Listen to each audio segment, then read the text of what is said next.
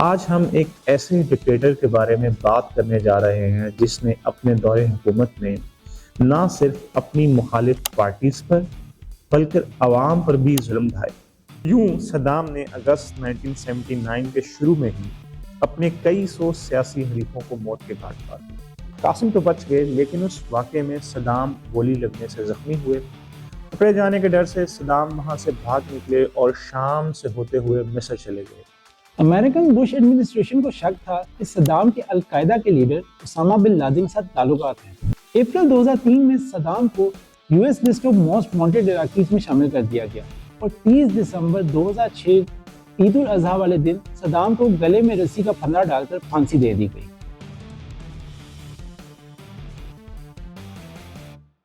عام طور پر پولیٹکس سے وابستہ تقریباً تمام شخصیات کسی نہ کسی وجہ سے پرومیننٹ ہوتی ہیں، کچھ کنٹروورسیز کی وجہ سے، تو کچھ الٹ پلٹ بیانات کی وجہ سے، تو کچھ اپنے کاموں کی وجہ سے۔ لیکن ہر شخصیت کسی نہ کسی انداز میں لائم لائٹ میں موجود ضرور رہتی ہے، کیونکہ یہ چیز ان کے اپنے پولیٹیکل کیریئر کے لیے ضروری ہوتی ہے۔ اچھی اور بری چیزیں ہر دور حکومت میں ہوتی ہیں، لیکن اکثر اوقات بری چیزوں کا امپیکٹ اتنا زیادہ ہوتا ہے کہ وہ اچھی چیزوں پر پردہ ڈال دیتا ہے۔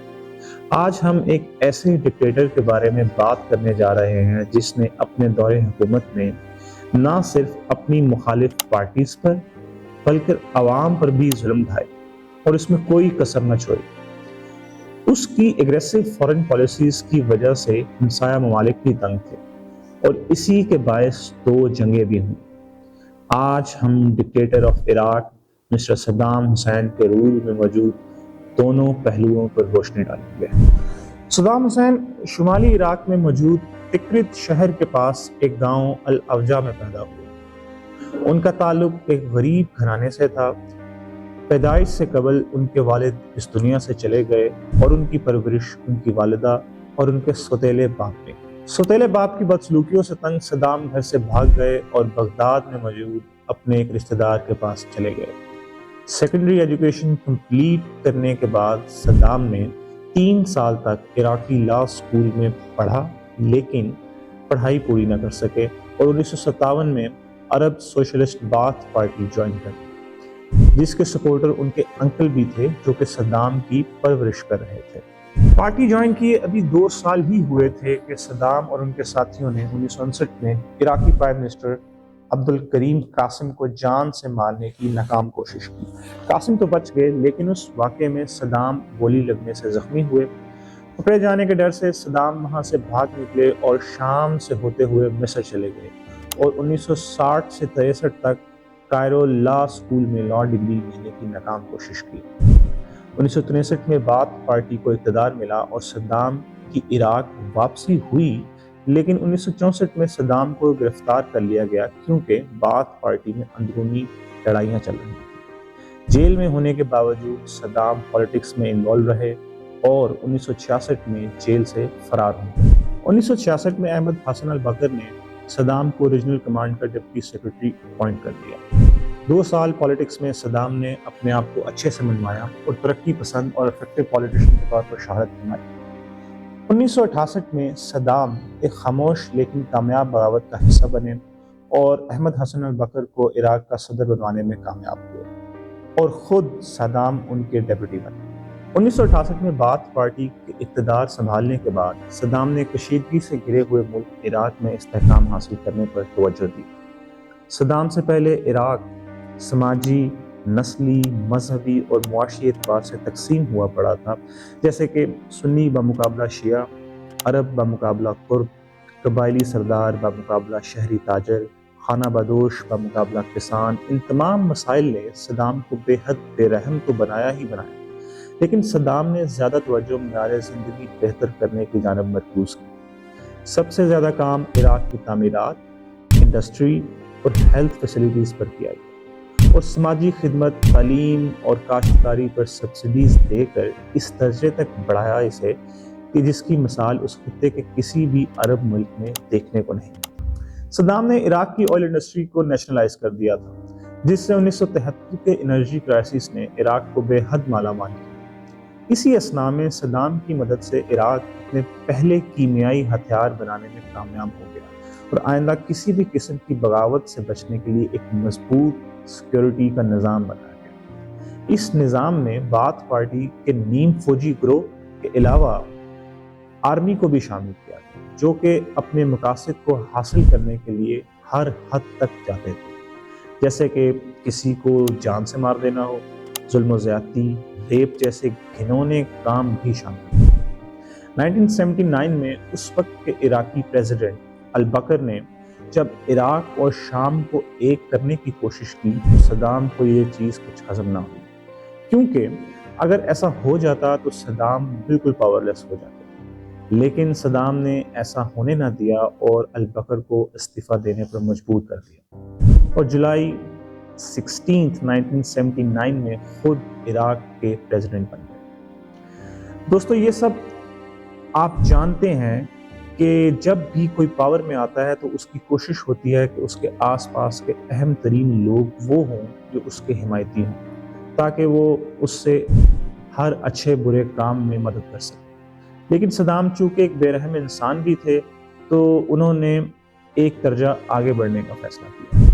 پریزیڈنٹ بنے ہوئے ابھی ایک ہفتے سے بھی کم وقت گزرا تھا کہ صدام نے اسمبلی کا اجلاس بلایا اور اس اجلاس میں 68 نام اونچی آواز میں پکارے گئے۔ نام پکارے جانے کے بعد ان تمام شخصیات کو فوری طور پر گرفتار کر لیا گیا اور اس جگہ سے باہر نکال دیا گیا۔ ان تمام 68 لوگوں پر عدالتی کارروائی ہوئی جس میں سب کو قصوروار ٹھہرایا گیا اور ان میں سے 22 کو تو سزائے موت دے دی گئی، اور یوں صدام نے اگست 1979 کے شروع میں ہی اپنے کئی سو سیاسی حریفوں کو موت کے گھاٹ اتار دیا۔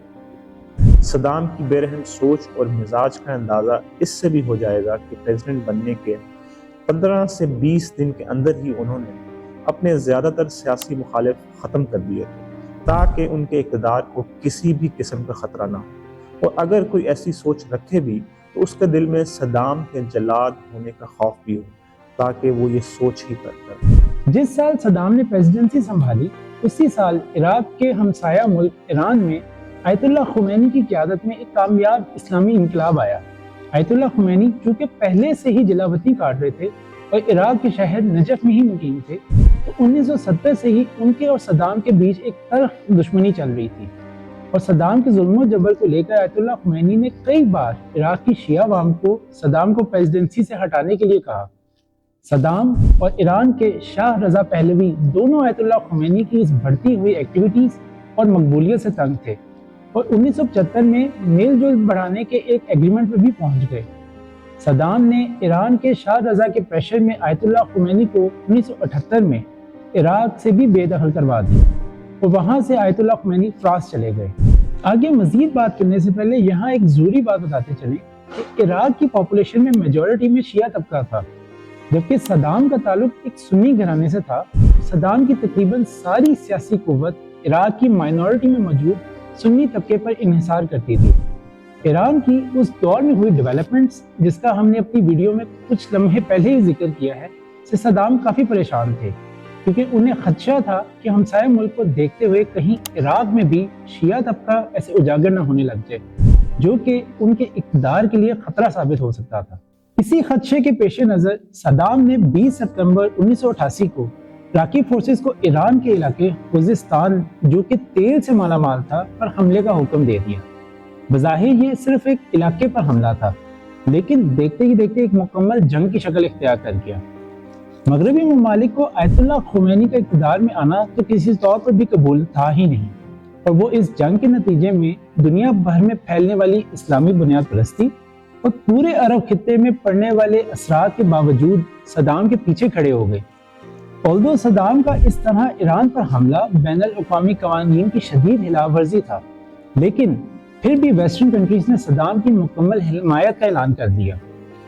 تمام خدشات کے باوجود انٹرنیشنل کمیونٹی نے اس جنگ میں ہونے والی تمام تر ہولناک خلاف ورزیوں پر جیسے آنکھیں بند کر لی تھی، مثلاً کہ جیسے کہ کیمیائی ہتھیاروں کا استعمال، خود آبادی کی نسل کشی اور عراق کا بڑھتے ہوئے جوہری پروگرام، ان سب سے انہوں نے اپنی آنکھیں ہٹا لی تھیں۔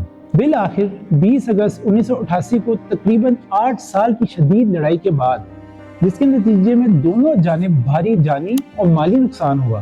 جنگ بندی کا ایک معاہدہ طے پایا اور یوں اس جنگ کا خاتمہ ہوا۔ 8 سال کچھ کم عرصہ نہیں ہوتا، اسپیشلی جنگ کی تباہ کاریاں اتنی ہوتی ہیں کہ ان سے خود کو ریکور کرنا بھی آسان نہیں ہوتا، کیونکہ ان کے لیے بھاری وسائل چاہیے اور اچھا خاصا وقت درکار ہوتا ہے۔ چونکہ عراق میں بھی بے پناہ تباہی ہوئی تھی اور اکانومی کو بھی شدید نقصان پہنچا تھا، تو اس سب سے ریکور کرنے کے لیے صدام نے رخ کیا اپنے امیر ہمسائے کویت کی طرف، اور جواز اس بات کو بنایا کہ کویت عراق کا تاریخی حصہ رہا ہے۔ صدام کے بے رحم مزاج کا اس چیز سے اندازہ لگا لیں کہ ایران سے جنگ کے فقط 2 سال بعد ہی 2 اگست 1990 کو کویت پر چڑھائی کا حکم صادر کر دیا۔ UN سیکیورٹی کونسل نے اسی وقت ایک ریزولوشن پاس کی اور عراق پر سخت اقتصادی پابندیاں لگا دی، اور 15 جنوری 1991 تک کی ڈیڈ لائن بھی دی کہ وہ کویت سے نکل جائیں۔ جب وہ ڈیڈ لائن بھی ختم ہو گئی تو US کی سربراہی میں UN کی اتحادی فوج نے کویت جا کے عراقی فورسز کا مقابلہ کیا اور محض 6 ہفتوں میں ان کو کویت سے نکال باہر کیا۔ جنگ بندی کا ایک ایگریمنٹ بھی سائن ہوا جس میں عراق کو فی الفور اپنے کیمیائی ہتھیاروں کے پروگرام کو ختم کرنے کا بھی کہا گیا۔ یاد رہے کہ اس سے پہلے کی لگائی گئی اقتصادی پابندیاں بھی موجود تھیں، نہ کہ انہیں ختم کر دیا گیا ہو۔ بجائے اس کے کہ صدام اپنی اس عبرتناک شکست کو تسلیم کرتے، انہوں نے کلیم کیا کہ انہوں نے یہ جنگ جیت لی ہے۔ جنگ کے آفٹر میتھ تو پھر آتے ہی ہیں۔ چونکہ اب عراق پہ اقتصادی پابندیاں بھی لگ چکی تھی اور 2 جنگوں کے نتیجے میں عوام کی کمر پہلے ہی ٹوٹی ہوئی تھی، تو یہ ایک بہت بڑی وجہ بنی کہ عوام مزید تقسیم ہو گئی۔ 1990 کے دوران بہت سی شیعہ اور کردش بغاوتیں ابھری، لیکن انٹرنیشنل کمیونٹی کیونکہ آلریڈی ایک جنگ دیکھ چکی تھی اور مزید کوئی جنگ نہیں چاہتی تھی، اس لیے انہوں نے ان بغاوتوں کی حمایت بالکل نہ ہونے کے برابر کی، یا ایسے کہہ لیں کہ بالکل بھی کچھ نہ کیا، اور الٹیمیٹلی صدام نے اپنی جابرانہ حکمت عملی سے ان تمام بغاوتوں کو کچل کر رکھ دیا۔ عراق اب بین الاقوامی سطح پر شدید تنقید کی زد میں تھا۔ 1993 میں عراق نے جب UN کی امپوزڈ نو فلائی زون کی وائلیشن کی تو اس کی ریئیکشن میں US نے عراق کے شہر بغداد میں میزائل حملہ کیا، جس کی وجہ سے ٹھیک ٹھاک نقصان ہوا۔ پھر 1988 میں دوبارہ نو فلائی زون کی وائلیشن اور مبینہ طور پر کیمیکل ویپنز پروگرام جاری رکھنے پر عراق پر وقفے سے کئی بار میزائل حملے ہوتے رہے، اور ان حملوں کا سلسلہ فیب 2001 تک جاری رہا۔ امریکن بش ایڈمنسٹریشن کو شک تھا کہ صدام کے القاعدہ کے لیڈر اسامہ بن لادن کے ساتھ تعلقات ہیں، اور جنوری 2002 کے اپنے اسٹیٹ آف یونین ایڈریس میں بش نے اپنے بنائے ہوئے ایکسل آف ایول میں عراق کو شامل کر لیا۔ اس لسٹ میں ایران اور نارتھ کوریا پہلے سے موجود تھے، کیونکہ بش کا دعویٰ تھا کہ عراق بڑے پیمانے پر تباہی پھیلانے والے ہتھیار بنا رہا ہے اور ساتھ ہی ساتھ ٹیررزم کو بھی سپورٹ کر رہا ہے۔ اسی سال میں UN نے ان تمام مبینہ سائٹس کی انسپیکشن بھی کروائی جدھر خدشہ تھا کہ عراق ویپنز بنا رہا ہے، لیکن انہیں اس چیز کا کوئی ثبوت نہ مل سکا۔ اس کے باوجود 20 مارچ 2003 میں اس چیز کو جواز بنا کر کہ عراق کا ایک خفیہ ہتھیار بنانے کا پروگرام موجود ہے اور یہ کہ وہ امریکہ پہ حملے کی پلاننگ کر رہا ہے، امریکن قیادت میں ایک اتحادی فوج نے عراق پر حملہ کر دیا۔ چند ہی ہفتوں کے اندر حکومت اور فوج کو بری شکست ہوئی اور 9 اپریل 2003 کو عراق کا دارالحکومت بغداد گر گیا، یا اسے کہہ لیں قبضہ ہو گیا۔ لیکن اس سب کے باوجود صدام پکڑے جانے سے بچ نکلا۔ چند ہی مہینوں کے بعد صدام کی تلاش کے لیے سخت کوششوں کا آغاز کر دیا گیا۔ روپوش ہونے کے باوجود صدام نے کئی آڈیو میسیجز ریلیز کیے جس میں اس نے عراق پر حملہ آور ہونے والوں کی شدید مذمت کی اور ساتھ ہی ساتھ لوگوں سے تلقین کی کہ وہ ان کے خلاف اکٹھے ہوں اور اقدام اٹھائیں۔ لیکن ایک جابر حکمران جس کا اپنا ماضی اپنے خریفوں کو موت کے گھاٹ اتارنے، بغاوت کرنے والوں کو کچلنے، بے انتہا ظلم اور بربریت سے بھرا ہو، اس کی آواز پر کون اکٹھا ہوتا اور مزاحمت کرتا؟ اپریل 2003 میں صدام کو US list of most wanted Iraqis میں شامل کر دیا گیا۔ صدام کے 2 بیٹے اور 14 سالہ پوتا مصطفیٰ US فورسز کے ساتھ جاری رہنے والی 3 گھنٹے لمبی جھڑپ میں مارے گئے۔ بالآخر 13 دسمبر 2003 کو ترکت کے قریب ادوار میں ایک فارم ہاؤس کے قریب موجود زیر زمین بنکر سے صدام کو گرفتار کر لیا گیا، جدھر سے اسے بغداد کے شہر میں موجود امریکن بیس میں منتقل کر دیا گیا اور جون 30 2004 تک وہ ادھر ہی موجود رہا۔ اس کے بعد آفیشیلی اسے عراق کی عبوری حکومت کے حوالے کر دیا گیا जिधर उस पर इंसानियत के खिलाफ जराइम का मुकदमा चलाया जाना था। कुछ हफ्तों के बाद इराक की खसूसी अदालत ने 1982 में हुए दुजेल के रिहायशियों के खिलाफ होने वाले जराइम में सदाम को कसूरवार ठहराया। इन जराइम में 148 लोगों का खून, औरतों और बच्चों को टॉर्चर करने और 399 दीगर लोगों की गैर कानूनी हिरासत जैसे जराइम शामिल थे। लेकिन ये सारा मुकदमा चलाना इतना भी आसान न था, क्योंकि सदाम और उसके वकला ने कई एतराज़ात उठाए थे और इस ट्रायल में कई मसाइल दरपेश आए। सबसे पहला एतराज़ ये था कि सदाम और उनके वकला का कहना था कि ये अदालत का इख्तियार ही नहीं है, क्योंकि सदाम अभी भी इराक के प्रेसिडेंट हैं। दूसरा मसला ये था कि सदाम के अक्सर वकला को या तो जान से मार दिया गया था या जान से मारने की कोशिश की गई थी। तीसरा एतराज़ ये था कि चीफ प्रिजाइडिंग जज को मुकदमे के बीचों बीच तब्दील कर दिया गया था। सब एतराज़ात और मसाइल के बावजूद सदाम के खिलाफ अदालती कार्रवाई जारी रही। 5 नवंबर 2006 को सदाम को तमाम तर इल्जामात में कसूरवार ठहराया गया और सजाए मौत सुना दी गई। सदाम के सौतेले भाई बरजन इब्राहिम और औद हमदल बंदर, जो कि 1982 में इराक की इनकलाबी अदालत के हेड रह चुके थे, उन्हें भी सजाए मौत सुनाई गई। फैसले और सजाओं के खिलाफ अपीलें भी दायर की गई, लेकिन इराक के सुप्रीम कोर्ट ऑफ अपील्स ने तमाम अपीलों को मुस्तरद कर दिया और सजाए मौत को बरकरार रखा। सदाम की ख्वाहिश थी कि उन्हें एग्जीक्यूशन बाय फायरिंग स्क्वाड के तरीके से सजाए मौत दी जाए, क्योंकि वो कहते थे कि यही कानूनी तरीका होगा सजाए मौत देने का। इसके लिए वो अपने फौजी ओहदे commander in chief of Iraqi forces का हवाला देते थे, लेकिन उनकी यह ख्वाहिश पूरी ना की गई और 30 दिसंबर 2006 ईद उल अजहा वाले दिन सदाम को गले में रस्सी का फंदा डालकर फांसी दे दी गई। दुनिया भर में जब कहीं भी फांसी दी जाती है तो उसके लिए कुछ रूल्स को फॉलो किया जाता है, जैसे कि मुजरिम के मुंह पर कपड़ा डाला जाना, हाथों को कमर के पीछे बांध देना, पाँव बांध देना। लेकिन सदाम के केस में कई रूल्स को इग्नोर किया गया और ये भी मोस्ट प्रोबेबली सदाम की अपनी ही रिक्वेस्ट पर। सदाम को जब फांसी पर लटकाया गया तब उनके मुंह पर कपड़ा नहीं डाला गया था और ना ही उनके हाथ बांधे गए थे। इनफैक्ट तख्ता-ए-दार पर लटकाते वक्त सदाम के हाथ में कुरान पाक भी मौजूद था और बज़ाहिर सदाम के चेहरे के तासुरात में भी कोई डर वाज़िह नहीं था, बल्कि वो काफी सेटिस्फाइड नजर आ रहे थे। फांसी की वीडियो मोबाइल फोन से रिकॉर्ड की गई और उसे इलेक्ट्रॉनिक मीडिया पर भी लीक कर दिया गया। वीडियो में देखा जा सकता था कि सदाम को फांसी से पहले उनके पकड़ने वाले बहुत बुरा भला बोल रहे थे। सदाम तो मर गया, साथ ही साथ उसके किए गए तमाम जुल्म सितम भी उसी के साथ चले गए। लेकिन हम इस एक बात से इस चीज का अंदाजा लगा सकते हैं कि लोगों में सदाम को लेकर किस कदर गम गुस्सा पाया जाता था। सदाम को जिधर दफनाया गया उस मकबरे के हेड गार्ड का कहना है कि सदाम के जिस्म पर 6 बार चाकू मारे जाने के निशान मौजूद थे, जो कि उसके फांसी दिए जाने के बाद के थे। सदाम का दौरे हुकूमत इराक के लिए अच्छा भी था और बुरा भी। अच्छा ऐसे कि उसने इराक की तामीर और तरक्की के लिए बहुत काम किया, बुरा ऐसे कि उसने बहुत ज़्यादा कत्ल गारत से काम लिया, खास तौर पर शिया और खुद लोगों पर शदीद ज़ुल्म सितम ढाए गए। आज के दौर में भी अगर आप सदाम का नाम लें तो कुछ लोग उसे मसीहा के तौर पर याद करते हैं और कुछ लोग उसे जहन्नुम वासिल कहकर शुक्र अदा करते हैं। उम्मीद है आपको हमारी ये वीडियो इंटरेस्टिंग लगी होगी। अगर लगी है तो हमारे चैनल को लाइक करें, सब्सक्राइब करें और मज़ीद ऐसी इंफॉर्मेटिव वीडियोस के लिए बेल आइकन पर क्लिक करें। शुक्रिया।